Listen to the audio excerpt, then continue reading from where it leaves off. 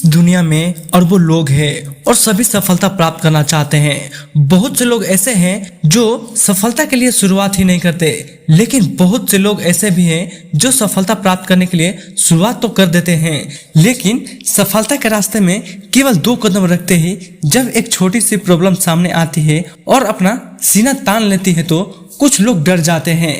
लेकिन आपको शायद पता होगा कि सफलता के रास्ते में यह जो सबसे पहली समस्या आपके सामने खड़ी होती है और वहीं से सफलता की शुरुआत होती है और वहीं से असफलता की भी शुरुआत होती है। यह निर्णय हमारा है कि हम किसे चुनते हैं। आप बताइए कि आप किसे चुनेंगे। जी हाँ, आपने सही कहा, आप सफलता की ही शुरुआत करेंगे और समस्या को कुचलकर आगे बढ़ जाएंगे। लेकिन बहुत से लोग ऐसे होते हैं जो इस प्रॉब्लम से डर के कारण अपने कदम पीछे खींच लेते हैं और अनसक्सेसफुल हो जाते हैं। लेकिन आपको ऐसा नहीं करना है। आपको तो लगातार सफलता के रास्ते पर चलते रहना है और कोई प्रॉब्लम सामने आए तो उसे मार भगाना है। कुछ भी हो, समस्या को जड़ से उखाड़ फेंकते जाना है, लेकिन हार नहीं मानना है। आइए अब मैं आपको एक खेल के मैदान के बारे में बताता हूँ जिसमें आप हमेशा खड़े हुए हैं और अब तक खड़े हुए हैं।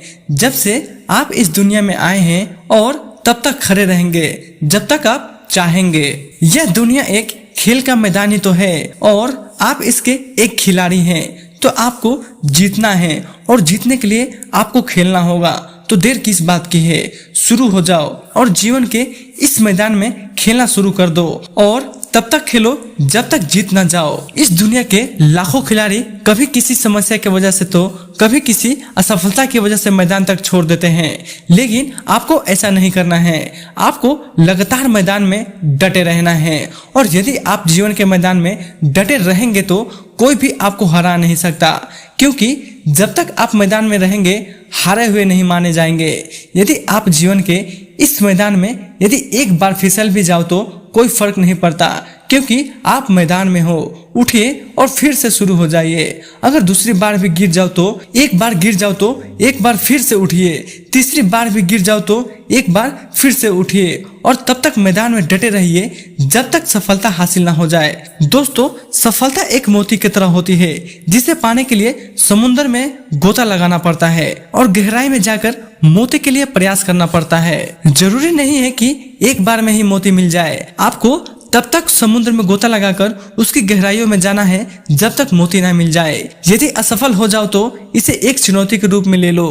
क्या आपको पता है कि असफलता हमें मायूस करने नहीं आती, यह हमारे आत्मविश्वास को तोड़ने नहीं आती, बल्कि हमें यह बताने आती है कि कुछ कमी रह गई है। वह हमें कुछ नया सिखाने आती है। आप उस कमी को हटा दो और फिर से आगे बढ़ जाओ और यह सीख लो कि दोबारा वो गलती नहीं दोहरानी है जिसकी वजह से फेलियर मिली। यह बात अंदर कूट कूट के भर लो कि हार नहीं माननी है। एक दिन ऐसा जरूर आएगा जब आप विजेता बन जाएंगे और सफलता के मोती आपके हाथों में होगा, जिसकी चमक से यह पूरा संसार रोशन हो रहा होगा। आपने मोबाइल और लैपटॉप जरूर चलाया होगा। सोचिए, यदि आपका मोबाइल या लैपटॉप कुछ प्रॉब्लम करने लगे तो आप क्या करते हो? उसे उठाकर फेंक देते हैं? नहीं। यदि आप समझदार है तो उसे रिफ्रेश करते हैं और फिर से वो सही से चलने लगता है।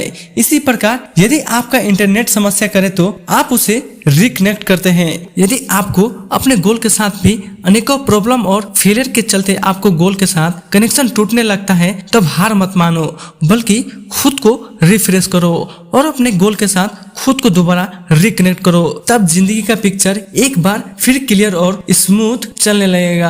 अब आप केवल और केवल एक बात सोचो।